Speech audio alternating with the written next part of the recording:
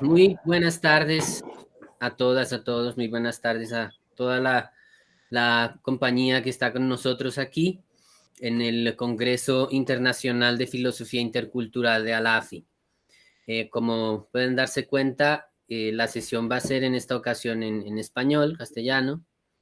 Em todo caso, vocês sabem, se nos ouvem do Brasil, que nos ouve nos escuta bastante pessoal do Brasil. Vocês podem fazer as suas perguntas em português, quer no chat, quer no microfone, e eu conseguirei traduzir, vou tentar traduzir fielmente as suas perguntas, se necessário. Se tem algum problema de compreensão, eventualmente também podem perguntar pelo chat, e questões de vocabulário, coisas assim, podemos eventualmente também resolver. Tem algumas palavras, né, em português e espanhol que são muito parecidas, mas são falsos amigos. Só para dar um exemplo, devagar em português, vocês conhecem. Em espanhol, devagar significa outra coisa, não?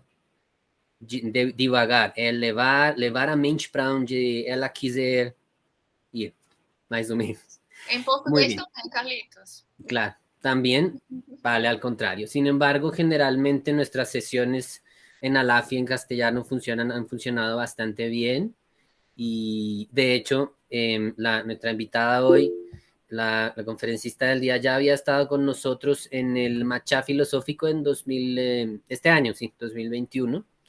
Entonces tenemos la ocasión y el gusto de recibir nuevamente como invitada a la profesora Raquel Bouzo García. Ella es profesora de la Universidad Pompeu Fabra en Barcelona y ha sido una figura central en la recepción de la filosofía japonesa contemporánea en el mundo hispanohablante, incluso parcialmente podríamos decir en el mundo lusófono. Eh, la traducción, por ejemplo, ha estado detrás de la traducción de las dos ediciones de la traducción de La religión y la nada de Nishitani Keiji al español, la más reciente en 2017, y también una de las coordinadoras del equipo que organizó el volumen La filosofía japonesa en sus textos, la versión en castellano del Sourcebook de filosofía japonesa, que en inglés se publicó en 2011, en castellano en 2016. Y asimismo ha trabajado en distintos volúmenes y traducciones. También ha contado con varias publicaciones, las más recientes, por ejemplo, Espacio Interior y Exterior, Raimund Panikkar y Nishida Kitaro, en teoría, revista del Colegio de Filosofía de la Universidad Nacional Autónoma de México, en Disimagination and Sentiment in Nishitani's Religious Aesthetics para la revista europea de filosofía japonesa, o Mirar a través, ver claramente, reconsiderando la perspectiva renacentista desde la filosofía japonesa, que salió en la revista italiana Studi di Estetica, además de una gran cantidad de artículos que, bueno, pues no quiero agotar el tiempo de conferencia mencionándolos todos, una historial de publicación muy admirable, y además ha fungido también como integrante de la Red Europea de Estudios Cristiano-Budistas, ENBSS por sus siglas en inglés. Es miembro del grupo de investigación Biblioteca Mística y Filosófica Alois M. Haas de la Universidad Pompeu Fabra, bueno, en asociación con la Universidad Pompeu Fabra, y actualmente sirve como presidente de la Red Europea de Filosofía Japonesa, entre varios otros logros académicos que, bueno, también por cuestión de tiempo me ahorraré mencionar. A Amanda y a mí, pues igual para tal vez para nosotros más importante que varias de estas cosas es el apoyo, la confianza que nos ha tenido a lo largo de los años, y de la que pudimos disfrutar durante el tiempo que fuimos estudiantes predoctorales estudiantes doctorales en la Universidad Pompeu Fabra. Eso precisamente el apoyo y la confianza que nos ha brindado siempre, pues siempre le estaremos muy agradecidos. Entonces, sin más, para mí es un honor precisamente moderar esta plenaria. Eh, entonces, sin más preámbulos, le doy la bienvenida a Raquel Bouzo García. Raquel, muchísimas gracias. Muchas Adelante. gracias, Carlos. Unas palabras muy amables y realmente conmovedoras. Para mí, Amanda y tú sois muy especiales, pero también veo otras caras conocidas de amigos que ya puedo no solo llamar colegas, ¿no? Sino casi amigos, aunque la distancia nos separa. Y es realmente un placer volver a conectarme para poder estar con vosotros, aunque sea de manera virtual. Y es un placer doble porque lo que querría en las primeras palabras de esta presentación es agradeceros por la iniciativa de Alafi. Me parece que esa asociación que habéis creado, y a juzgar por las actividades y el número de participantes, es realmente una iniciativa que cumple una función muy importante en los estudios de filosofía actuales. De algún modo diría que encarna el espíritu o el signo de los tiempos. Y me explico, los tiempos en que vivimos, me explico el por qué. Y es que cuando supe del tema de esta conferencia o de este congreso, el de interculturalidad y ancestralidad, me vinieron en mente enseguida las palabras que pronunció el filósofo japonés Ohashi Ryosuke, justamente en Sao Paulo, en un congreso en 2017, un congreso celebrado en Unicamp, que era sobre filosofía oriental, y Ohashi regresaba de un viaje por el Amazonas. Ohashi, ante el auditorio, pues dijo que admiraba todo este interés por la filosofía japonesa, pero al mismo tiempo animaba a que indagaran en sus propias raíces culturales. Él pensaba que hay un gran potencial filosófico en los pueblos de la Amazonia, por los que él mismo sentía pues, un gran interés. Y tal como los filósofos japoneses habían hecho antes, habían encontrado su propia voz filosófica, volviendo atrás a sus raíces, a su tradición, él animaba pues justamente eso, a buscar también hacia atrás en las raíces, en este caso amazónicas, del pensamiento brasileño. Claro, practicar la interculturalidad o la filosofía intercultural lo que conduce es justamente más allá de tu propia tradición cultural, y lo que se propone es un diálogo, entablar un diálogo con otras tradiciones. Y sin embargo creo que Ohashi tenía razón, que en parte a veces conviene señalar que se, se convierte en más distante lo más cercano, porque lo pasamos por alto, simplemente porque está ahí. Y quizás tendríamos que practicar la interculturalidad y la intraculturalidad, ¿no? Esta sería una primera idea. Pero también cuando supe de este tema, interculturalidad y ancestralidad, que me parece muy interesante, justamente esos días vi una película que se llamaba La ciudad perdida de Z, no sé si el público de hoy la habéis visto, es sobre los secretos de la Amazonía, y esa película también es del año 2017, se estrenó ese año. El director es James Gray. Esta película narra las expediciones en la Amazonas de un oficial del ejército británico que se sintió fascinado por la selva amazónica. Para él no representaba lo salvaje o lo primitivo, como para sus coetáneos o muchos de sus coetáneos, sino algo mágico, algo que le permitía escapar, de alguna forma, de la estructura rígida de la sociedad de clases europea o de los horrores de la Primera Guerra Mundial. Pero a mí lo que me llamó particularmente la atención de la película, y también me vino en mente con este tema de ancestralidad, es la escena en que el protagonista, pues auspiciado por la Royal Geographical Society, anuncia en Londres, ante un auditorio muy escéptico, que cree haber descubierto los vestigios de una ciudad perdida, una ciudad a la que llama Z, y que él cree o trata de convencer a este público que el hallazgo de una antigua civilización amazónica podría ayudar a reescribir la historia de la humanidad. Claro, no tiene mucho éxito en la empresa en convencer a su público escéptico, pero la película refleja justamente eso, ¿no? La mentalidad eurocéntrica, decimonónica, el contexto de la exploración del mundo y la expansión colonial del Imperio Británico, las exploraciones, esa época de exploraciones que cambiaron la forma de percibir no solo la geografía del mundo, sino la propia forma de percibir el mundo. Y me pareció una coincidencia que ese mismo año, 2017, también, mientras estrenaba la película, Hashi decía esas palabras en Brasil, leí la noticia de que en Londres el sindicato de estudiantes de la School of Oriental and African Studies, la SOAS, famosa SOAS, Esos estudiantes reclamaban que cuando estudiaban filosofía querían en el currículum cursos donde aparecieran los filósofos africanos y asiáticos. Lo reclamaban como parte de una campaña más amplia para descolonizar la universidad y de ese modo contrarrestar el legado estructural y epistemológico del colonialismo. La prensa se hizo eco, ¿no?, de esta controversia que se generó. No sé si también llegó hasta ahí, hasta Brasil o Colombia, pero yo recuerdo haber leído un titular sensacionalista donde decía: los estudiantes universitarios reclaman que se suprima del currículo a Platón y Kant por ser blancos. Claro, tampoco era esa la idea, pero la controversia era interesante y, bueno, desde hace pocos años. Y a esto precisamente me refería con lo del espíritu o el signo de los tiempos.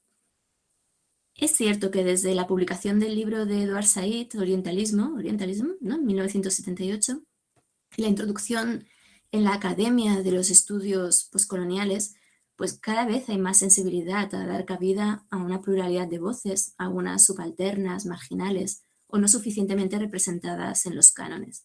Cada vez más publicaciones introducen una perspectiva global y ponen el acento en las relaciones interculturales. Y sin embargo, en el campo disciplinar de la filosofía, y ya nosotros que hablamos desde la segunda década del siglo XXI, vemos que se avanza muy lentamente y todavía queda mucho por hacer. Es en este sentido que creo que la iniciativa de ALAFI hace una gran contribución y contribuyen además no solo con la existencia de esta misma organización, sino con este congreso actualmente, ¿no?, el congreso actual de repensar la ancestralidad, ofrece una ocasión para reparar justamente ese legado de injusticia epistémica que históricamente ha llevado a la marginalización de las filosofías indígenas y no occidentales.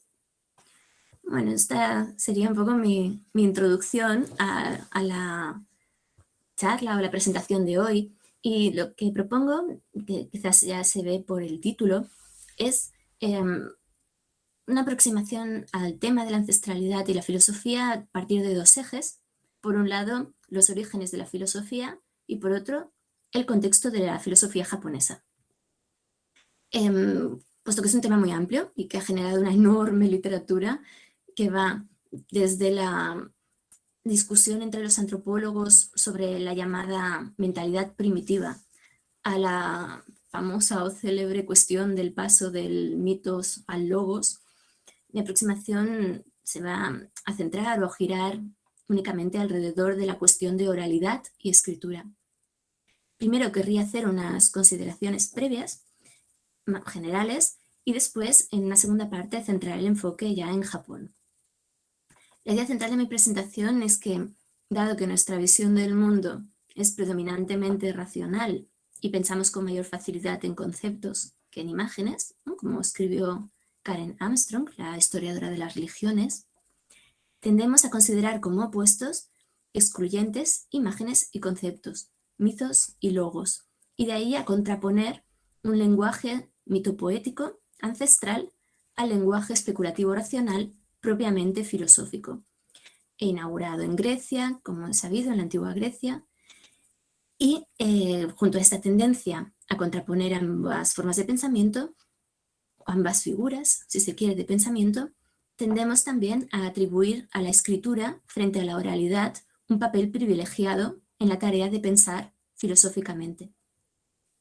Basta pensar en una obra ya clásica, publicada en español con el título del Pensamiento prefilosófico. Fue editada la obra por el matrimonio formado por Henry Frankfurt y su mujer, Henriette Antonia Groenewegen Frankfurt. La obra original es de 1946 y llevaba otro título. El título era The Intellectual Adventure of Ancient Man, o la aventura intelectual del hombre antiguo. Fue publicada por el Oriental Institute de la Universidad de Chicago. Cuando fue reeditada, 3 años después, en Reino Unido, significativamente también cambiaron el título y pasó a llamarse Before Philosophy, ¿no?, antes de la filosofía. Entonces tenemos de la aventura intelectual del hombre antiguo a antes de la filosofía y en español el pensamiento prefilosófico. El libro trata sobre el pensamiento en el antiguo Egipto, la antigua Mesopotamia y entre los hebreos. Y en un capítulo de conclusión, el matrimonio Frankfurt escribe una especie de epílogo titulado La emancipación del pensamiento del mito. Un título ya bastante elocuente. La tesis que formulan es que antes de los griegos, el pensamiento mitopoético implicaba mirar el mundo de manera afectiva, interactuando con los elementos naturales, ¿no? Participando con ellos. Por tanto, no de manera distanciada y científica. Es decir, no habían alcanzado el estadio de desarrollo intelectual humano en que tiene lugar el análisis filosófico. Este libro ha sido muy influyente y se ha utilizado con mucha frecuencia para ilustrar una visión del mundo llamada precientífica y prelógica. Y al mismo tiempo se ha usado para apoyar la tesis de que en el Próximo Oriente Antiguo el pensamiento era prefilosófico y así, de paso, enfatizar el llamado milagro griego.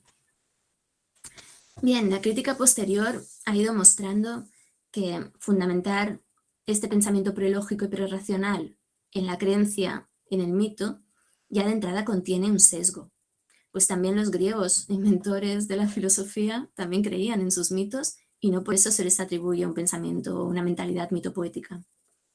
La expresión, de hecho, que se ha usado más tarde, de logomítica, se ha utilizado justamente para señalar que ambas formas de pensamiento pueden coexistir sin que una suplante a la otra o una conlleve la transición hacia la otra.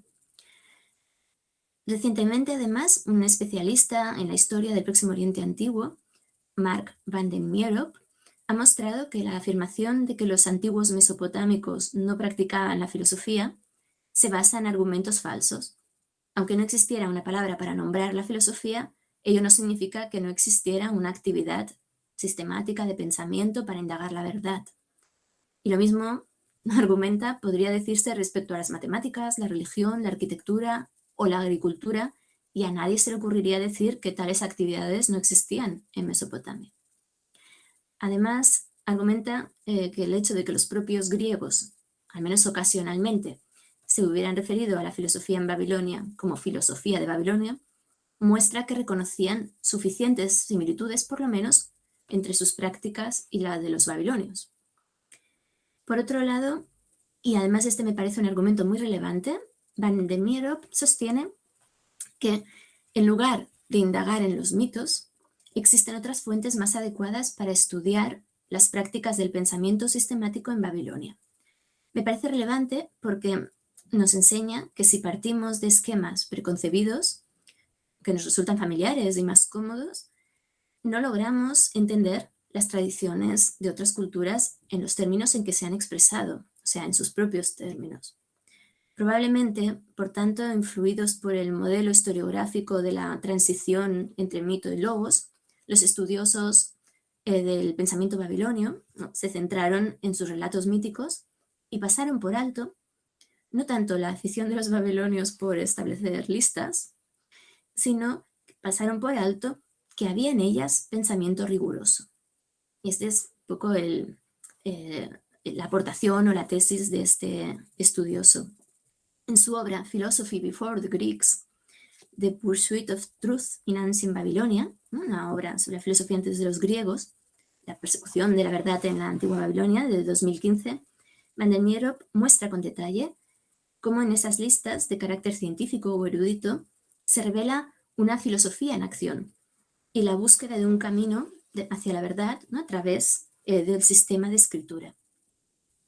La conexión con la escritura explicaría, por tanto, según este mismo autor, tanto el éxito como el fracaso de esa filosofía, de la filosofía en Babilonia.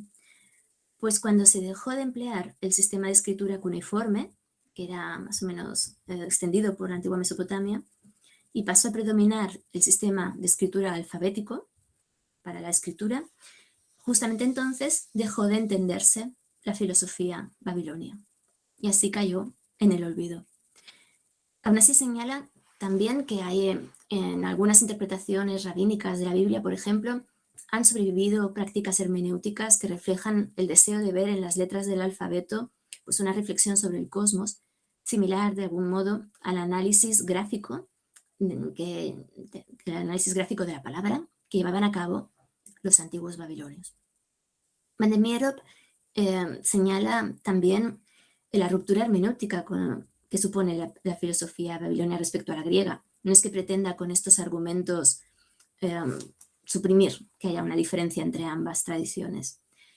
Sin embargo, lo que quiere, por el contrario, ¿no?, a sostener o mostrar claramente es que mientras los babilonios veían en la palabra escrita la clave para la comprensión de la verdad, en el caso de los griegos no era tan claro. Y pone el ejemplo del juicio de Sócrates en el Fedro platónico, donde lo que se muestra ahí es una desconfianza hacia la palabra escrita por su rigidez, por crear confusión, y bueno, sobre todo porque impide el diálogo vivo. Recordemos brevemente el célebre pasaje. Dice Sócrates: porque es que es impresionante, Fedro, lo que pasa con la escritura, y por lo que tanto se parece a la pintura. En efecto, sus vástagos están ante nosotros como si tuvieran vida, pero si se les pregunta algo, responden con el más altivo de los silencios. Lo mismo pasa con las palabras. Podrías llegar a creer como si lo que dicen fueran pensándolo, pero si alguien pregunta queriendo aprender de lo que dicen, apuntan siempre y únicamente a la misma cosa. Pero eso sí, con que una vez algo haya sido puesto por escrito, las palabras ruedan por doquier, igual que entre los entendidos que como entre aquellos a los que no les importa en absoluto, sin saber distinguir a quienes conviene hablar y a quienes no.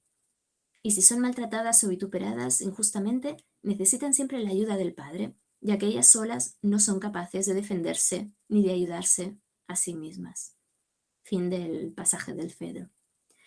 Por tanto, frente a la palabra viva, las letras parecen débiles, demasiado débiles como para resistir el tiempo y medirse con los ritmos de la voz y de la vida, y en lugar de favorecer la memoria, parece, decir Platón, lo que fomentan es el olvido.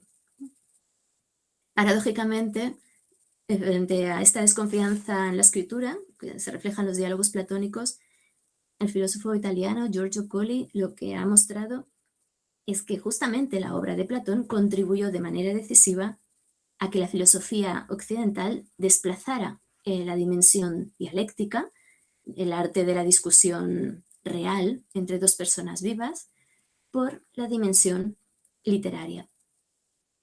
Aunque figuras como Sócrates, Confucio o Buda no dejaron obra escrita, sino que al parecer impartieron sus enseñanzas solo de forma oral, la dimensión literaria es, podemos decir, la que se ha considerado imprescindible para formar una tradición filosófica.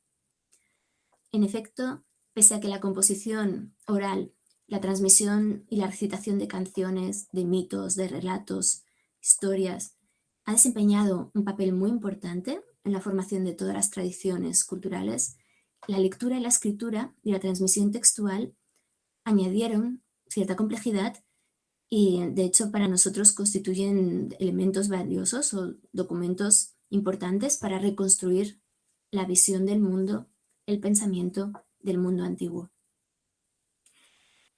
Tras estas primeras consideraciones generales, me gustaría ahora pasar ya al contexto japonés, teniendo un poco todo lo dicho antes en mente. Si nos preguntamos por los orígenes de la filosofía japonesa, antes, si queremos abordar estos orígenes, lo primero es aclarar en qué sentido hablamos de filosofía japonesa, porque encontraremos los orígenes en un lugar distinto según la acepción que demos al término. Habitualmente, por filosofía japonesa, se entiende la filosofía occidental tal como es practicada por los estudiosos japoneses. Otra definición es el pensamiento tradicional japonés tal como fue formulado antes de la introducción de la filosofía occidental, es decir, las tradiciones de pensamiento budista, sintoísta, confuciana, etc. O una tercera definición, la forma de indagación con métodos y temas de origen occidental, es decir, la filosofía académica moderna, pero que también se puede aplicar al pensamiento premoderno japonés. Aunque la mayoría de instituciones en Japón tienden a distinguir, filosofía académica moderna es la de origen occidental y las tradiciones premodernas son Shiso, pensamiento, Tetsugaku, la académica occidental, Shiso, las tradiciones. Yo aquí me decanto por el tercer sentido y aplicaré el término filosofía, de hecho ya lo he hecho, en un término de origen occidental, al pensamiento premoderno japonés también. Y aunque separar oralidad de escritura siempre resulta difícil cuando nos remontamos eso a los orígenes de una tradición cultural, al preguntarnos por los orígenes de la filosofía en Japón, inevitablemente tenemos que preguntarnos por los orígenes de la escritura. La tecnología de la escritura llegó al archipiélago japonés desde el continente, esto es sabido, desde China y la península coreana. Los primeros objetos con inscripciones que se han hallado eran monedas, espejos, se hallaron en tumbas, sobre todo en el siglo I antes de Cristo, antes de nuestra era.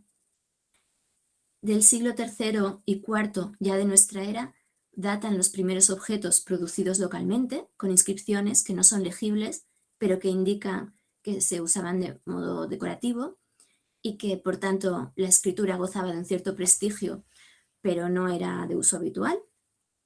Y ya en el siglo IV y V, siempre de nuestra era, aparecen inscripciones ya elaboradas por escribas coreanos en la península y se encuentran por Japón.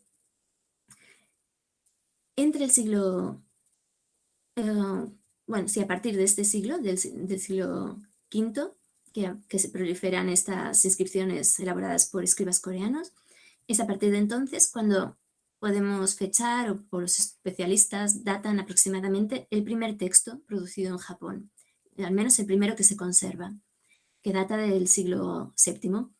Está asociado con el príncipe Shotoku, como para algunos de vosotros es sabido, era el regente de la emperatriz Suiko y es considerado el autor de la llamada Constitución de los 17 artículos. Por su contenido, además, este texto no solo es seminal o fundacional, sino que, además de su carácter político, lo consideran algunos estudiosos filosófico porque expresa un contenido ético y porque supone ya una primera elaboración a partir de principios que beben de fuentes distintas, de tradiciones como la indígena o autóctona sintoísta, o que se puede llamar sintoísta, tradiciones budistas o confucianas. Lo que trata el autor del texto es de armonizarlas, de combinarlas. Ya sería, por tanto, un ejercicio, podemos decir, de filosofía intercultural. No será, sin embargo, hasta finales del siglo VII, ya bien entrado el siglo VIII, cuando aumenta, al parecer, significativamente la producción textual en Japón y se extiende el uso de la escritura. Lo vemos, por ejemplo, en las tablas de madera inscrita, que curiosamente no solo servían como documentos administrativos, sino que también servían para la práctica de la escritura, para aprender a escribir. Y lo que se copiaba eran las analectas, el Lunyu de Confucio, o poesía vernácula.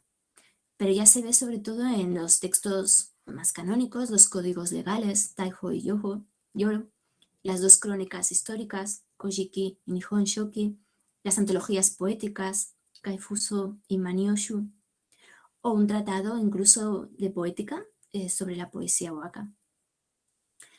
Me parece interesante destacar de todo este proceso de introducción de la escritura el pensamiento intercultural que eso implica, porque la introducción de la escritura china en Japón supuso toda una nueva forma de pensar.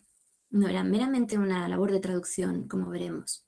Lo que se hizo fue combinar distintos estilos de escritura, tanto el logográfico, que es más o menos un chino literario transregional que era comprensible, que llamaron sino-japonés, porque se producía en Japón y había interferencias de la lengua vernácula. Había también un llamado sinítico o chino literario. Esto de sinítico no está en la Real Academia, pero se usa en alguna literatura científica. Sería un tipo de chino de naturaleza, digamos, cosmopolita. La lengua franca, básicamente estándar en Asia Oriental. Habría también una forma fonográfica de inscripción del japonés vernáculo escrito, con caracteres chinos usados únicamente por su fonética, por su sonido, y esto se empleó hasta bien entrado el periodo Nara, básicamente hasta la invención de los caracteres silabarios kana.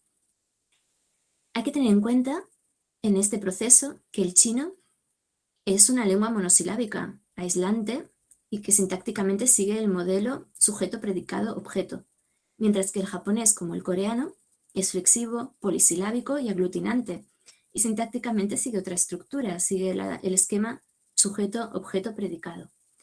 Esto me parece muy interesante porque los japoneses, seguramente imitando una práctica ya que se hacía o se llevaba a cabo en Corea, desarrollaron prácticas de lectura vernaculizando, si se puede decir, los textos. O sea, leían chino, un texto chino, pero con la sintaxis y con la pronunciación nativa.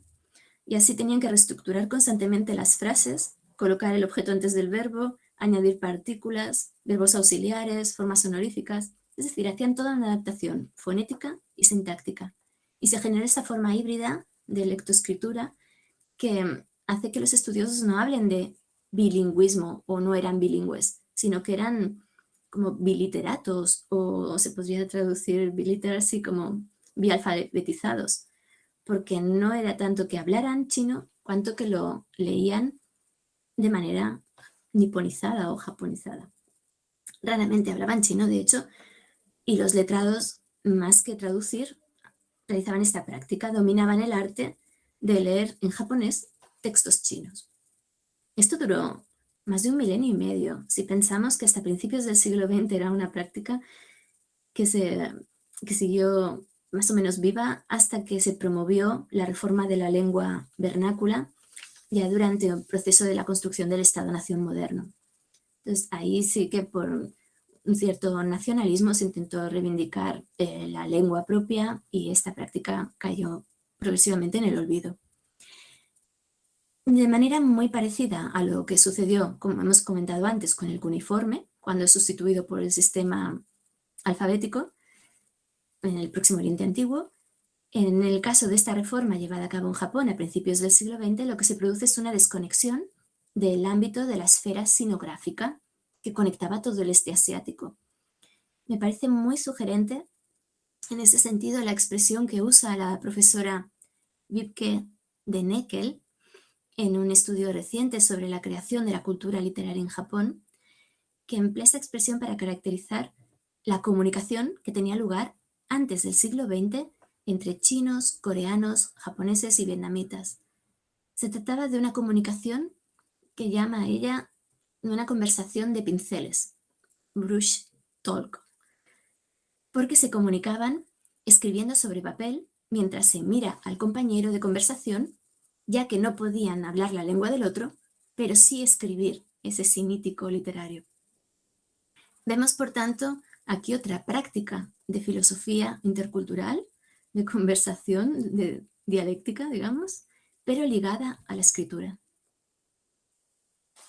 Otro, creo, magnífico ejemplo de ejercicio de pensamiento intercultural relacionado con la escritura en Japón es el que tradicionalmente se atribuye al pensador budista Kukai.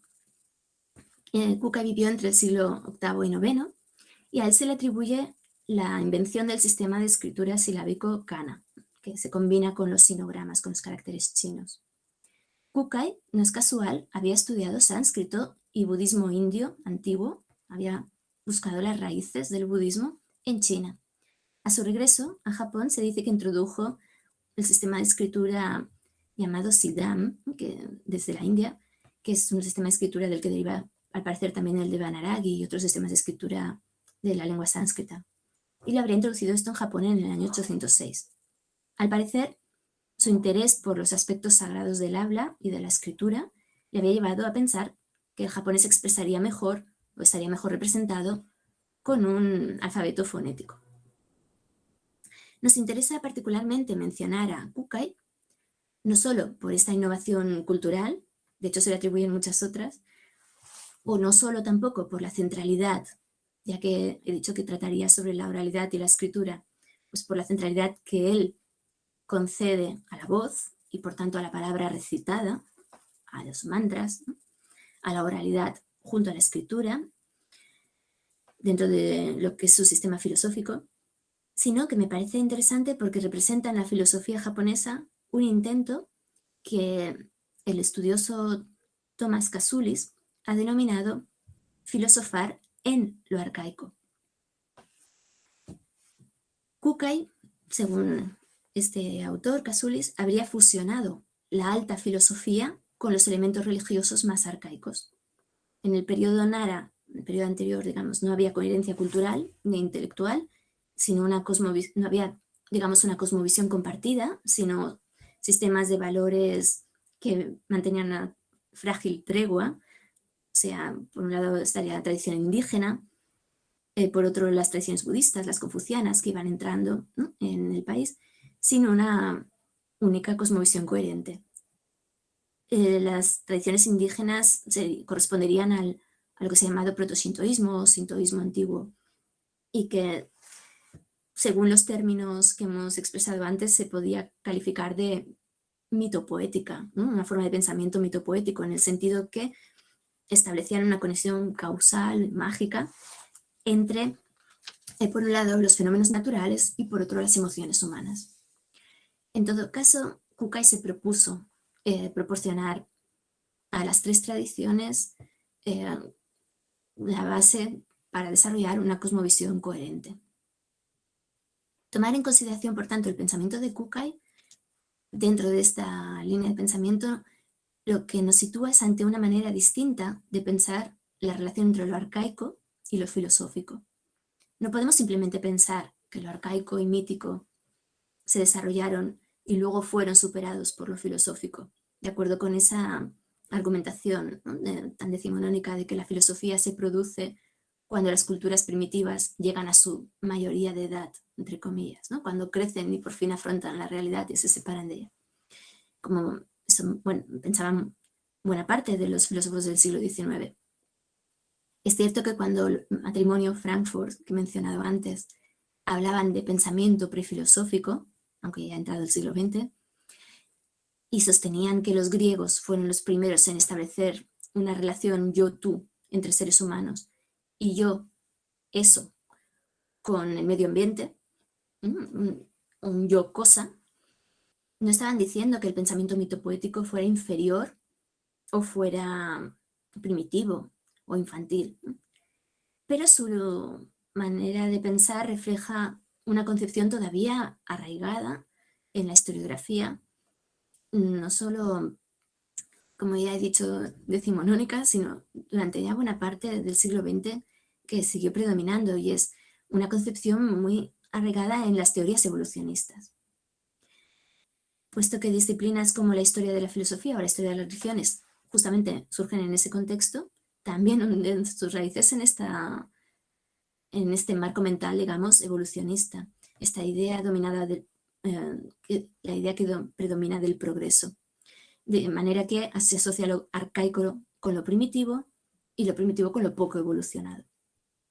Si no podemos hablar de esta transición del mítico a lo filosófico con respecto a Kukai, tampoco podemos decir que el discurso mítico y arcaico sea igual o ya filosófico. Los mitos y las categorías filosóficas son formas diversas, podemos decir, de especulación sobre los asuntos, en este caso cósmicos o sobre la realidad. Lo que Kasulis muestra al hablar del filosofar en lo arcaico de Kukai es que ninguna de las teorías que más se manejan en la historiografía occidental es válida en este caso. Para Kukai lo arcaico no es ni equiparado a lo filosófico, ni lo filosófico reemplaza a lo arcaico, sino que Kukai desarrolla un sistema filosófico para fundamentar, para basar o cimentar lo arcaico. Haya un modelo para filosofar en lo arcaico. Así, para Kukai lo arcaico no es ni algo que deba ser superado, ni tampoco algo que idealice con nostalgia a lo que haya que volver, sino simplemente una descripción de la realidad a la que hay que dar una fundamentación filosófica. No solo esto nos abre a una manera distinta de pensar la relación entre lo mítico y lo filosófico, o lo arcaico y lo filosófico, como sugiere Kasulis, sino, y aquí esto lo añado yo, además nos ofrece una posibilidad de ver, o por lo menos entrever, las infinitas posibilidades hermenéuticas que ofrece la escritura japonesa. Con la argumentación de Kukai sobre la voz, la imagen y el gesto, el mantra, el mudra, mandala, es decir, la pronunciación, visualización y gestualidad al trazar el signo, la palabra escrita en sinogramas y en kana encierra un mundo de posibilidades de creación de sentido. Podríamos, y esa sería mi idea, descubrir a través del pensamiento de Kukai tanto el valor especulativo de la escritura, como comprendieron los babilonios, a los que mencionaba antes, como el valor de la dialéctica griega, tanto a nivel oral como literaria. Eso sí, en un marco de pensamiento distinto. Y me gustaría introducir otro ejemplo más, más cercano en el tiempo, que también supone una mirada hacia lo arcaico o ancestral como fuente de inspiración filosófica. Y eso se trata de Nishida Kitaro, el célebre filósofo más bien asociado con la modernidad, filosófica en Japón por lo menos, o como un pensador que ya ha asimilado la filosofía académica occidental y es capaz de desarrollar un pensamiento propio que va más allá de la mera traducción, erudición o comentario de textos filosóficos occidentales. Nishida describe su proyecto filosófico de la siguiente forma, y cito: en el núcleo de la cultura oriental que ha alimentado a nuestros antepasados durante miles de años, ¿no se oculta algo así como ver la forma de lo sin forma, oír el sonido de lo sin sonido? Nuestros corazones, bueno, esto del sonido de lo sin sonido a veces también se ha traducido por la voz del silencio. Nuestros corazones no pueden evitar buscar ese tipo de cosas. Me gustaría intentar dar un fundamento filosófico a este reclamo, a esta demanda, dice Nishida. Fin del pasaje. Nishida revela, creo, en esta cita, la conexión que existe entre su filosofía y lo ancestral, o las raíces culturales japonesas. Es conocido que en su obra apenas cita fuentes de pensamiento asiático, y sin embargo, en su biblioteca personal, hay casi 900 volúmenes, 886 para ser exactos, volúmenes de obras chinas, y un número que es llamativo, pero además es mayor del volumen de obras japonesas. En japonés hay 561. Nishida recibió formación en chino clásico y conocía bien los clásicos chinos. Además, en esos libros se encuentran anotaciones en los marginalia, en los márgenes, que ha estudiado Michel Dalisier. Y en estos marginalia, Nishida anota: este libro pertenecía a mi abuelo, que era un hombre de letras especialmente versado en los clásicos chinos. O esto lo he heredado, este otro lo he heredado de mis antepasados. Teniendo esto en cuenta, el propio Dalisier observa que hay una deuda contraída con el pensamiento taoísta y confuciano en Nishida todavía por explorar, o poco explorada. Y él mismo, este mismo autor, ha mostrado que hay paralelismos significativos. Esto hace todavía más sorprendente la omisión del pensamiento asiático premoderno en su obra. ¿Por qué lo omite? Quizás esto se explica por la intención de Nishida de escribir filosofía a la manera lo más parecida posible al estilo de la filosofía alemana o occidental en general, y por tanto la cuestión tenga más que ver con la retórica, una posición retórica, digamos, que no filosófica. Pero otros estudiosos como Bernard Stevens han destacado que Nishida estaba realmente muy familiarizado con las fuentes indias del budismo, y otros estudiosos como Göring Kopf apuntan que pese a que cientos de veces aparece el término budista en su obra, en realidad siempre se refiere o suele citar, a veces implícitamente, un número de obras muy limitado. Es decir, parece citar de memoria o evocar sencillamente imágenes sin realizar ningún tipo de interpretación crítica de los textos budistas. De esto, Kopf deduce que Nishida no cita explícitamente ideas o textos budistas, o podríamos esto extrapolarlo a la tradición clásica china igualmente, porque no pretende analizarlos, interpretarlos o aplicarlos, sino que con estas imágenes que evoca o estas referencias, estos pasajes de memoria, lo que trata es de ilustrar su propia filosofía y reivindicar la tradición budista, o la tradición china podríamos decir, como parte de su propio bagaje. Su método hermenéutico, por tanto, sería selectivo y basado en la similitud de la terminología, pero sin tener en cuenta ni el contexto histórico ni semiótico.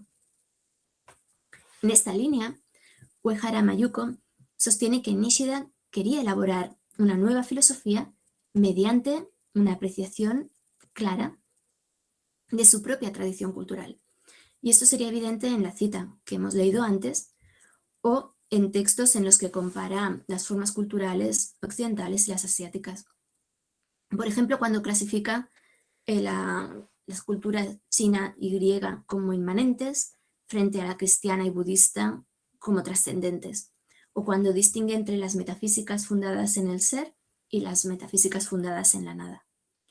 En la lectura de Nishida, en esos textos, la cultura japonesa no es intelectual, sino emotiva. No busca, por tanto, lo objetivo y racional, sino que buscaría ver lo eterno e inmutable, no buscaría tanto el objetivo racional, o sea, el ver lo eterno e inmutable a través de la forma determinada, como sería propio para Nishida de la tradición griega, sino que en la cultura japonesa lo que buscaría es lo subjetivo, lo afectivo, y ver la forma de lo invisible o expresar aquello que aún no tiene forma, es decir, aquello indecible, inefable, aquello no conceptualizable. Esta contraposición parece devolvernos al esquema anterior de la dicotomía entre la imagen y el concepto, el mito y el logos, lo arcaico y lo filosófico. Sin embargo, Nishida va más allá del mero dualismo o de la transición de uno aspecto al otro. Tanto en sus primeras obras, en las que habla de la experiencia pura, o cuando explica el mundo inteligible en términos de intuición intelectual, intuición emotiva e intuición volitiva, o en su posterior lógica del lugar, por medio de este recurso a la intuición rechaza de alguna forma la distinción entre sujeto y objeto. Es decir, de lo que se trata o de lo que persigue es una percepción que todo el mundo puede experimentar en la vida cotidiana, por tanto no solo se refiere a una intuición del artista o de la persona religiosa, aunque el grado de profundidad de la experiencia puede variar, y a partir de este tipo de percepción o experiencia distingue distintos tipos o distintas formas de conocimiento, en las que lo afectivo encuentra su lugar tanto como lo intelectual. De esta forma, creo, supera ese esquema dicotómico. Por ejemplo, la idea de la nada absoluta es inteligible para poder explicar la forma sin forma a la que antes hemos aludido, pero en sí, en su nivel más básico, no es conceptualizable, ¿no? Escapa a toda conceptualización. Y sin embargo se expresa bien a través de las emociones, como revelan tanto la poesía tradicional japonesa como las fuentes budistas con las que Nishida habría contraído, ¿no?, o estaría en deuda. Podría decirse, por tanto, que al menos en este sentido nos hallamos ante otra filosofía que, parafraseando el lema que nos reúne hoy, una filosofía que vuelve al pasado para resignificar el presente y construir el futuro. Y ya con esto llego a las conclusiones, porque únicamente trataba de mostrar con los ejemplos de Kukai y Nishida que ambos pensadores ilustran claramente, a pesar de que uno sea medieval y otro moderno contemporáneo, ilustran cómo la distinción de lo emotivo frente a lo racional, o la imagen frente al concepto, o lo ancestral frente a lo actual, se puede pensar de nuevo en una nueva clave. De este modo, vemos cómo discutir ideas, pensadores o aproximaciones filosóficas con frecuencia marginadas en los círculos académicos, lo que nos permite es justamente ampliar los horizontes de lo que significa filosofar desde perspectivas que se entrecruzan y relacionan y que proceden de la variedad o de la amplia y variada gama de formas de pensamiento que se han producido y se producen en todo el mundo. Muchas gracias.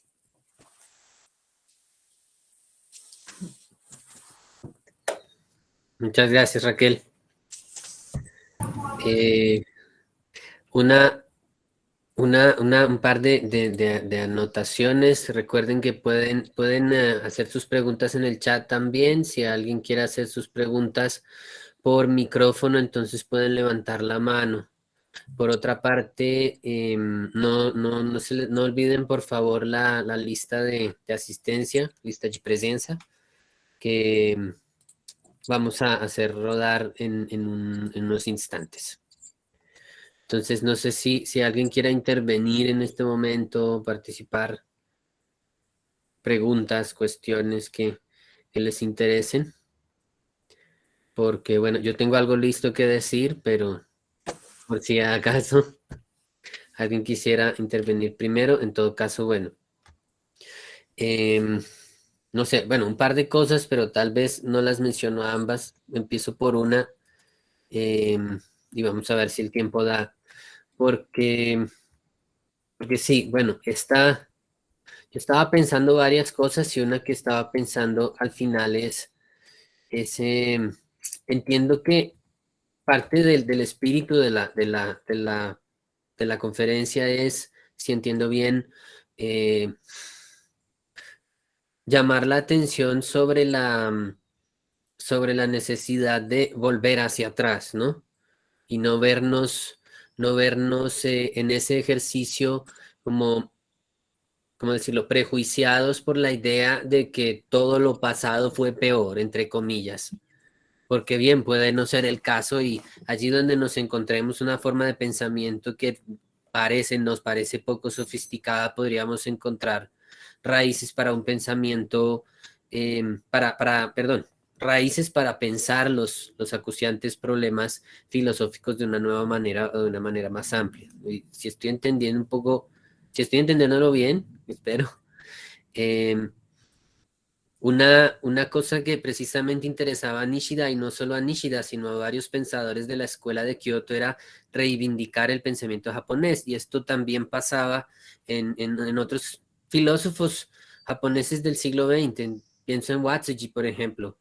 Eh, lo que llama la atención es que, y con ocasión de hoy creo que conviene como que resaltar, es precisamente que quizá, o la impresión mía al menos, es que tenían una debilidad en general, y es que daban por sentada la división Oriente-Occidente, y en ese espíritu estaban tratando bueno, quién sabe si es algo que uno, tal vez no podían hacer mucho más, no sé si era algo inevitable, pero en todo caso, em, trataban de precisamente marcar cuáles eran las distinciones entre lo que ellos llamaban Oriente y lo que ellos entendían por Occidente, pero lo que era Oriente para ellos, por ejemplo, para Nishida, para no ir tan lejos, era muy específicamente, si uno lo mira bien, el pensamiento Mahayana y no todo el pensamiento Mahayana. Y bueno, hay muchas otras filosofías en Asia fuera del Mahayana, pero uno podría pensar es eso lo que tiene en mente cuando dice cuál es la esencia de Oriente y ahí hay ya un problema. Y por otro lado, cuando piensan en Occidente, generalmente lo que tienen en mente es la Europa moderna. Y todavía hoy a nosotros nos pasa que cuando leemos la filosofía griega, de hecho lo hacemos con ojos modernos. Vemos en los griegos, en Platón, en Sócrates, en Aristóteles, una especie de preludio de la modernidad que no estaba ahí porque estamos precisamente prejuiciados por esa lectura moderna. Y entonces, claro, ahí la cuestión es, a mí me parece que eso invita a la necesidad de repensar críticamente casi que toda la filosofía japonesa contemporánea, digo del siglo XX en adelante, al menos a la luz de esa crítica de necesitamos, de hecho, una de las cosas que necesitamos hacer es revisar esa distinción Oriente-Occidente. Si uno se pone a mirar, por ejemplo, a la luz de lo que decías hace un rato, hay precisamente en algo como la valoración enorme de la oralidad en conjunto con la sospecha de la escritura, parece conectar a la filosofía griega y a la filosofía india más de lo que nosotros tenderíamos a pensar, precisamente porque usualmente ponemos a la India en el cajón desastre de Oriente. Y entonces la pregunta que se abre, creo yo, es cómo podríamos repensar la filosofía japonesa contemporánea a la luz de esa necesidad de revisión crítica de las fuentes de la filosofía. Bueno, has resumido muy bien el espíritu de la presentación. Has realmente identificado ideas clave y te lo agradezco, lo has expresado muy bien.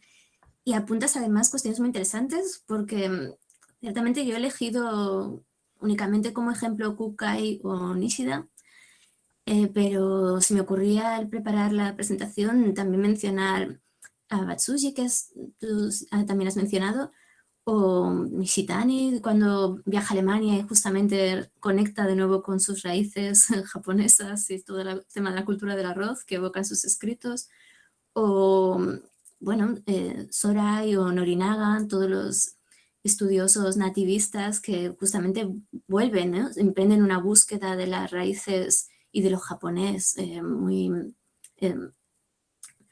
mm, una búsqueda que conduce, o sea, muy detallada porque es justamente el centro, ¿no?, de sus aspiraciones, reconstruir eso japonés al margen de la influencia china o influencias exteriores. Y por tanto los ejemplos se multiplican, ¿no? Hay muchos pensadores que podríamos haber utilizado como ejemplos. Y sin embargo, bueno, Kukai, por un lado, por esa idea de lo ancestral y de recuperar a través del budismo Shingon esas raíces. Por otro lado, Nishida, que es emblema de la modernidad, me parecían bastante representativos, ¿no? Uno medieval, uno contemporáneo, de esos intentos por beber de las fuentes, pero para explicar el presente y mirar hacia el futuro, ¿no? Como habéis mostrado muy bien con esa imagen en el título de la conferencia, del coloquio del congreso. Repensar Oriente y Occidente y repensar, como has dicho, con qué se asocia esa dicotomía hoy en día. Es cierto que es una cuenta pendiente porque lo que vemos son espacios cambiantes, ¿no?, plurales, y ya no en esos términos tan esencialistas los asociamos, ¿no?, con una determinada tradición o con una determinada geografía, ¿no?, como has dicho que quizás sería el caso, ¿no?, de filósofos como Nishida, Batsuji o otros de la escuela de Kioto o asociados con esta escuela filosófica. Y es cierto que en ese sentido me viene en mente la precisión quizás que habría que hacer, porque cuando se reivindica lo ancestral o las raíces, esa especie de vuelta al pasado para reconocerse, ¿no?, para formar un poco la propia identidad, creo que habría que matizar y tratar de comprender eso no como una búsqueda esencialista, ni como una identidad entendida de manera cerrada, por tanto, porque eso justamente conlleva el peligro, ¿no?, que ahora de alguna forma mencionabas, de incurrir en lo nacional, en lo racial, en exacerbar esas raíces, ¿no?, y en contraponerse justamente frente a lo otro, que no las comparte. Y eso es lo que habría que precisamente superar.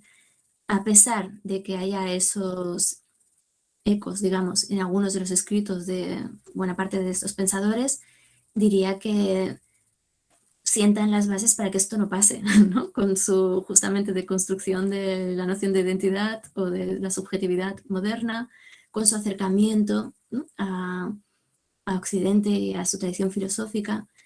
Y claro, no nos corresponde, diría, tanto juzgarlos y comprenderlos y tratar de aprender también de sus errores, ¿no?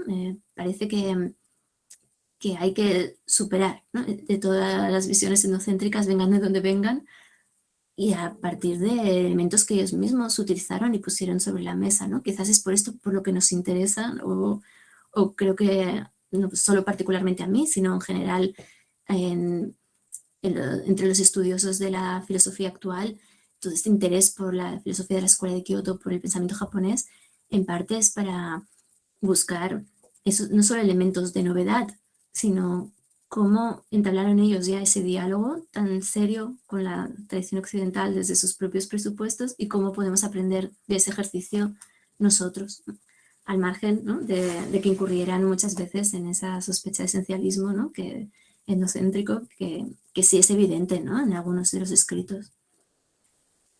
Pues no sé si eso contesta a tu comentario, pero veo que ya, o tu pregunta, y si quieres pues, añadir algo o conversar más sobre esto. Y si no, diría que hay alguna otra pregunta, ¿no? Me parece en el chat. Sí, tenemos una pregunta en el chat. No, claro, esto abre más.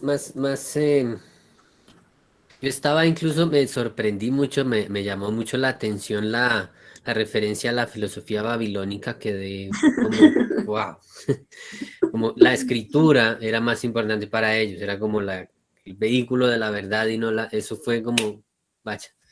Eh, en fin, de todas maneras, para ir involucrando un poco a los demás, Mateus Landau de Carvalho, desde el chat, escribe en perfecto español. Dice así: muchas gracias por la conferencia, profesora Raquel Bouzo. ¿Es posible identificar esta relación que mencionaste en la cultura japonesa entre razón y sentimiento en fuentes como el Kojiki y el Nihongi? Bien, yo decía que la relación entre razón y sentimiento, ¿no? El sentimiento asociado a esta mentalidad mitopoética que tradicionalmente pues, se atribuye a ese pensamiento llamado prefilosófico, más tradicional, ancestral, frente al privilegio de la razón, el pensamiento conceptual, especulativo, discursivo. Y decía que esa dicotomía, ¿no? Que se establece como algo separado, eh, se puede reformular y para ello me he servido de Kukai, que por un lado él ya lo hace, no lo ve como dos cosas antagónicas o que una lleve a la otra de forma de ruptura o transición, sino que logra combinar ambas cosas, ¿no? Bebiendo de lo ancestral, dándole una forma filosófica. Y en el caso de Nishida, trataba de mostrar cómo en su propia filosofía de alguna forma busca superar esa dicotomía, dándole un lugar o ofreciendo, situando en un lugar a cada cosa, ¿no? Sin que uno tenga necesariamente que prevalecer sobre el otro. Y si es a eso a lo que se refiere la pregunta, claro, Kojiki y Nihongi son dos textos fundamentales para ese proceso que hemos descrito de introducción de la escritura en Japón y para ver justamente ese proceso de adaptación de una mentalidad, de una manera de pensar que de alguna forma está no solo en la lengua y en el sistema de escritura chino, sino también en todas las fuentes que llegaban, y es el vehículo a través del cual se introduce el sistema de escritura en Japón, y por tanto el vehículo de expresión ya llega de alguna forma influido por esa mentalidad, y cómo eh, esa tensión entre esta mentalidad china, forma y sistema de escritura, y lo vernáculo, lo propio, lo indígena. Eso se ve muy bien en Nihonji y en Kojiki, como en las antologías poéticas mencionadas, porque justamente Kojiki se trata de escribir para un público diferente, autóctono, en una lengua que es más propia de vernácula, propiamente japonesa, y, y narrando los mitos y las tradiciones a modo de crónicas históricas con un determinado sentido ideológico, con una cierta carga política de legitimación de un clan y de la filiación imperial del clan Yamato, mientras que el Nihongi es está escrito en chino, está mucho más pensado para presentar esas mismas crónicas y relatos y ese mismo contenido, digamos, de carácter político, ideológico, afuera, ¿no? No solo a los chinos, sino a todo ese ámbito sinográfico que leían chino. Por tanto, igual que en las antologías poéticas, una se escribe en japonés para consumo interno y la otra se escribe en chino para mostrar que se ha alcanzado un nivel cultural elevado a toda esa esfera de este asiático sinográfica, hay esta dicotomía o esta dualidad que recorre de alguna forma todo el pensamiento japonés. Siempre hay, de alguna manera, aquello que expresa en sus propios términos cómo se entiende Japón a sí mismo, podríamos decir, aunque estoy generalizando demasiado porque Japón es como una abstracción, pero en fin, para que nos entendamos. Y luego la manera de Japón o los japoneses de presentarse afuera, ¿no? Y esto, bueno, es curioso, ¿no? Culturalmente, no sé si se podría establecer muchas analogías con otras tradiciones culturales, pero sí que me parece muy significativo del pensamiento japonés. Y en ese sentido, estas dos crónicas precisamente son muy interesantes para ver esta dualidad. Y cómo se presenta la relación entre razón y sentimiento se aleja un poco, diría, en ese contexto del que propongo a partir de Kukai o Nishida, porque aquí, digamos, estamos más cerca de una tradición indígena, ¿no? De lo que se expresa ahí es material muy antiguo, de carácter oral, pero que finalmente se compila y que constituye de alguna forma los documentos más valiosos o las fuentes más preciadas que tenemos para reconstruir lo que es la mentalidad sintoísta antigua, podría decir. Cierto que habrá elementos de pensamiento chino de alguna forma reflejados o quizás incluso budistas, pero principalmente son fuentes para entender cómo debía ser eso que llaman los estudiosos proto-shinto, ¿no? Una mentalidad sintoísta antigua. Pero bueno, para responder más brevemente, creo que sí, que esa manera de repensar razón y sentimiento se puede ver en estas fuentes, pero también incluso en esas antologías poéticas, que también he mencionado, donde claramente, y por eso me he referido a la escritura babilonia y a la filosofía griega en sus orígenes, porque me parece que si algo, no sé si decir único, pero si algo peculiar ofrece el pensamiento japonés, yo lo veo sobre todo a través de su escritura, de la combinación de los sistemas de escritura y de esa capacidad para evocar significados. La poesía siempre ha sido vehículo de expresión de los sentimientos y lo afectivo, pero eso está inscrito de alguna manera en los propios caracteres y eso se traslada después a textos más prosaicos y más discursivos, ¿no? Porque de alguna forma lo afectivo ya está inscrito, ¿no? en la forma de vehicular la sintaxis o la gramática japonesa. Claro, a este respecto recuerdo el comentario que hace, creo que es Kasulis, sobre justamente la lengua japonesa, cómo siempre se evita decir directamente la propia opinión, ¿no? Y cómo se usa, pues, determinados verbos, ¿no? Yo pienso es también yo siento, ¿no? O cómo se añade esas partículas de carácter afectivo que no aportan nada sustancial a las frases, pero que sí que a nivel de significado no aportan, pero sí es una connotación afectiva lo que se introduce. Entonces me parece que la escritura, no solo la escritura poética, en lengua japonesa ofrece muchas dimensiones donde explorar ese vínculo entre razón y sentimiento, donde no son para nada incompatibles, sino que pueden cada uno ocupar su lugar, como en el sistema de Basho, de la lógica del lugar nishidiana. Sí. Hay bueno, agradece Mateus por la respuesta. Gracias. Y bueno, ahora Lucas está en listas Sim, para sim. hablar. Bom, primeiro, muito obrigado, professora, pela palestra. Foi muito bom te ouvir aí de novo, depois de tanto tempo também, né? Eu queria fazer uma pergunta, tentar fazer uma pergunta curta,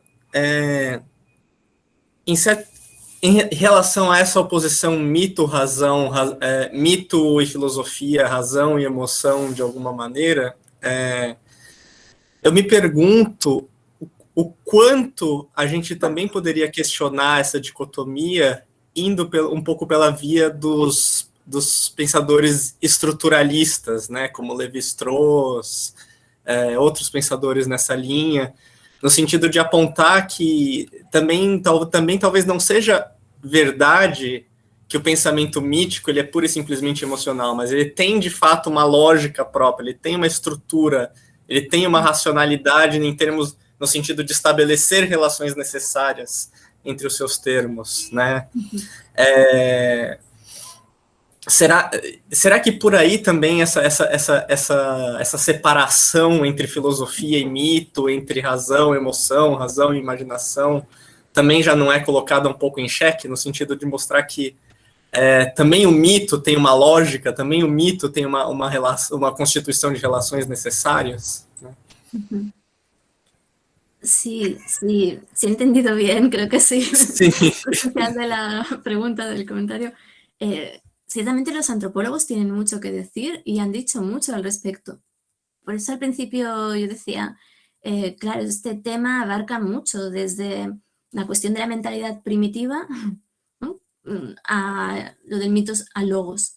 Y es que ambas cuestiones han generado muchísima discusión entre antropólogos, filósofos, sociólogos, bueno, todos los estudiosos que se han enfrentado a esta cuestión de determinar no solo si hay filosofía fuera de Grecia y fuera de Occidente, sino también cómo hay que entender a nuestros coetáneos que han vivido al margen de las tradiciones europeas, ¿no? Los llamados pueblos sin escritura, o antes se llamaban simplemente pueblos primitivos o salvajes, ¿no?, que han permanecido en un estadio, se consideraba poco avanzado con respecto a la evolución de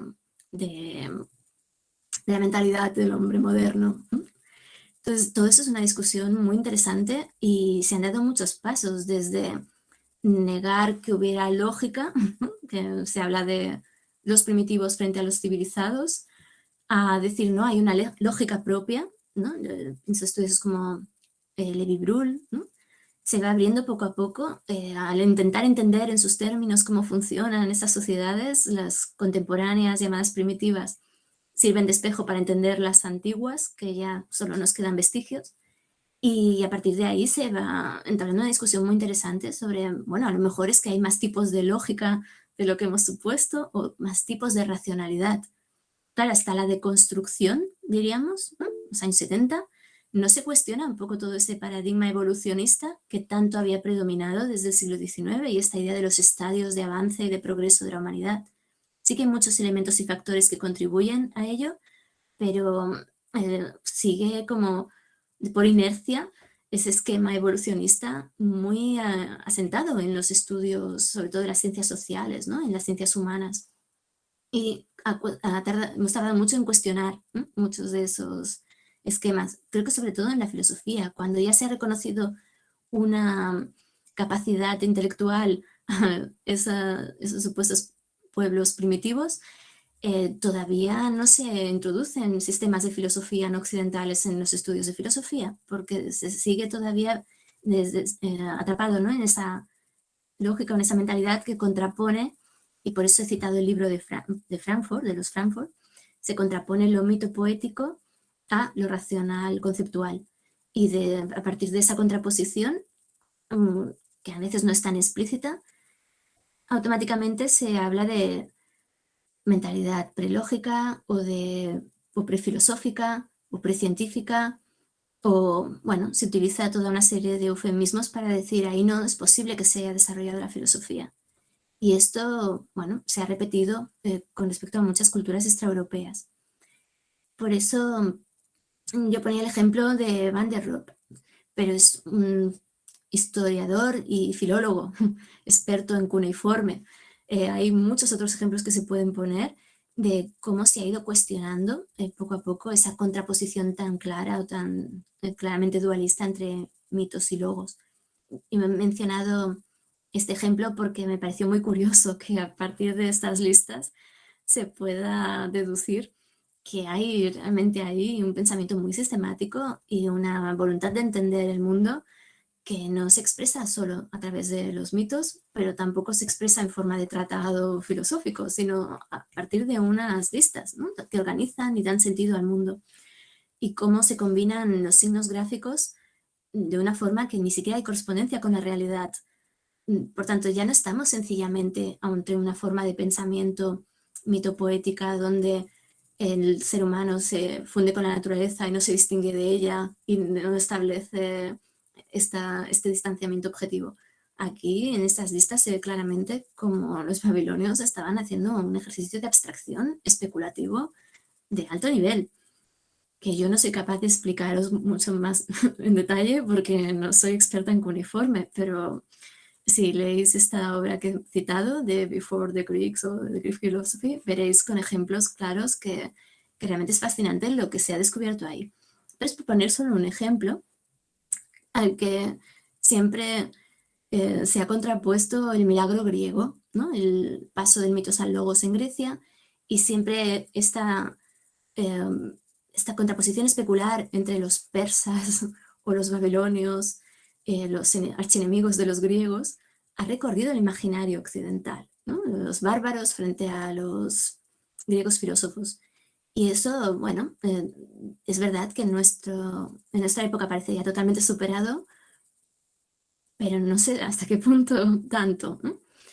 Y bueno, a partir de esta discusión, de este marco de discusión, justamente lo que se trata es de recabar todas las aportaciones, tanto del campo de la antropología como, ¿no?, del estructuralismo que mencionaba Lucas, como de tantos otros autores que entre todos han logrado proporcionar un marco de comprensión, yo diría, más amplio y menos eurocéntrico, menos que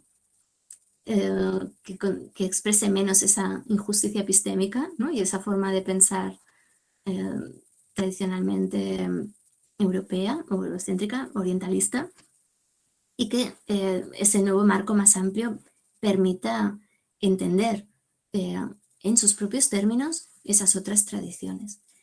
Y me parecía pertinente toda esta discusión previa porque, bueno, el Congreso hace referencia a lo ancestral, y lo ancestral, ¿cómo lo comprendemos? Si lo asociamos a lo primitivo y lo asociamos a lo mítico y al pensamiento por imágenes y a la relación hombre-naturaleza sin separación, bueno, como decía Carlos al principio, a lo mejor hay algo que aprender también de ahí, ¿no? Desechamos que ese marco sea el único para poder explicar la complejidad de esas culturas antiguas y de las sociedades contemporáneas que no se adecúen al esquema de cosas europeo o eurocéntrico, pero al mismo tiempo podemos aprender ahí que a lo mejor no estaban tan equivocados en no ver esa relación entre el ser humano y la naturaleza como una relación del yo y la cosa, ¿no? Que normalmente eso lleva al dominio y a la explotación, como estamos viendo, ¿no?, con la emergencia climática en la que nos vemos inmersos. Por tanto, hay algo que aprender de esa visión, si queremos llamarla mitopoética. No está desde luego superada o desfasada, pero tampoco podemos renunciar, ni yo pretendo llevar hacia ese lado del discurso, tampoco podemos renunciar a la razón y a los logros de la ciencia, ni mucho menos se pretende eso, ni restar valor a lo que hicieron los griegos en la antigua Grecia, atreviéndose a pensar, a discutir en la plaza pública y a proponer, ¿no?, diferentes filosofías, ¿no?, o articular filosóficamente diferentes maneras de ver el mundo que minaban o erosionaban no solo el monopolio del poder por parte de algunos, sino el pensamiento único. Inauguran una manera crítica de usar el pensamiento que desde luego no hay que restarle ningún mérito, pero sí que hay que verla en su lugar, ¿no? Filosofía en griego como una tradición filosófica junto a tantas otras, ¿no? Y yo ahí dejaría de establecer tantas jerarquías de superioridad e inferioridad y pensaría más en un modelo relacional, ¿no?, más de carácter quizás budista o inspirado en esa red de Indra que sitúa las relaciones, los nudos como algo irrenunciable, ¿no?, en el ser humano, donde la razón en nosotros convive con el sentimiento y pensamos por imágenes igual que por conceptos, ¿no? ¿Cómo se da expresión filosófica a esto? Sería un poco mi pregunta. Y yo veo atisbos, ¿no?, en los pensadores japoneses que permiten, ¿no?, vías para pensar en eso. Perfeito. Muito obrigado, professora. Desculpa, deu problema na minha câmera, por isso que eu não estou aparecendo. Ah, bueno, pero estás aí. E eu preciso sair agora, eu preciso resolver algo aqui, mas muito obrigado, professora. Adorei a sua palestra, espero que a gente tenha outras oportunidades de conversar aí. Sí, Muchas gracias, Raquel. Muchas gracias, Lucas. Teo Lucas. Obrigado. Bueno, está Amanda también, con la mano arriba.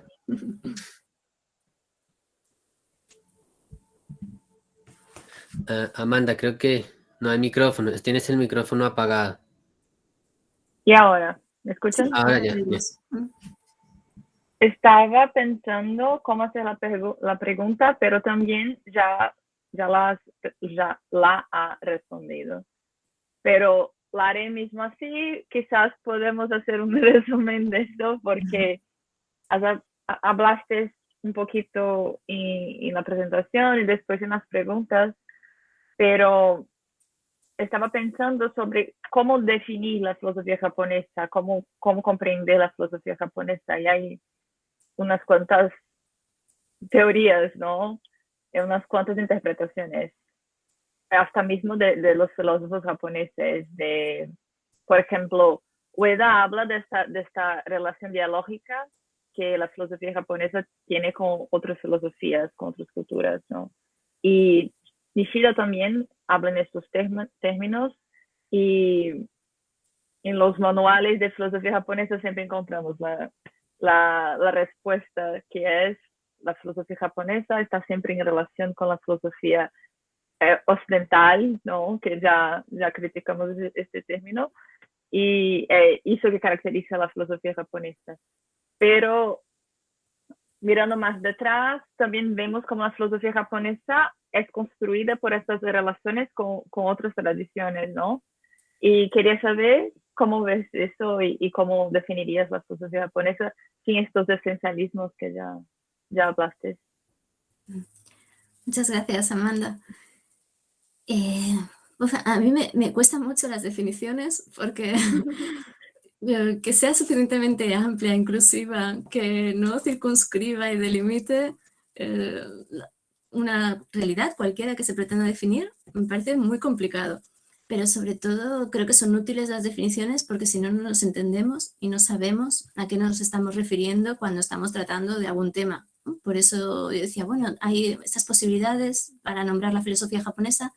Yo la uso en sentido amplio, ¿no? Y hablo de filosofía y no de pensamiento, así para simplificar, pero también porque parto de una concepción de la filosofía amplia, donde pues este ejercicio más o menos sistemático del pensamiento para pensar sobre los temas relevantes que preocupan al ser humano, me parece que pese al riesgo de que sea suficientemente tan amplio que ya no sepamos qué es filosofía, al menos es inclusivo y nos permite incluir a estos pensadores premodernos que tienen algo de filósofos, pero también son muchas otras cosas, ¿no? A muchos son maestros en sus tradiciones espirituales, o artistas, calígrafos, samuráis, etcétera, etcétera. Pero también tienen esta dimensión de intelectuales, pensadores, y por qué no llamarlos filósofos.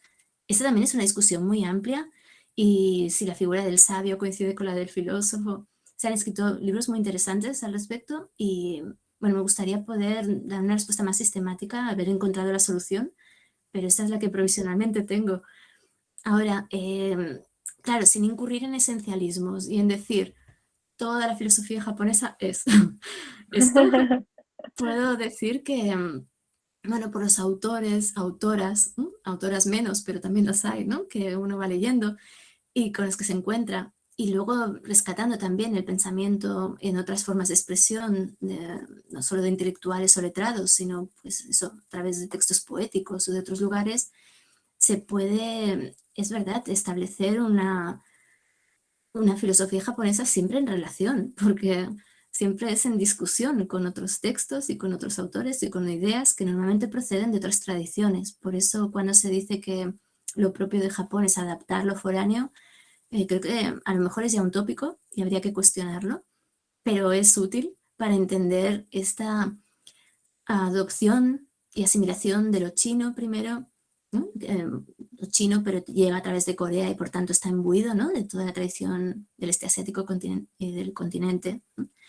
Luego esa influencia tan marcada de China, pues poco se puede ver como va a menos, sobre todo durante el periodo de cierre del país, ¿no? En el Sakoku.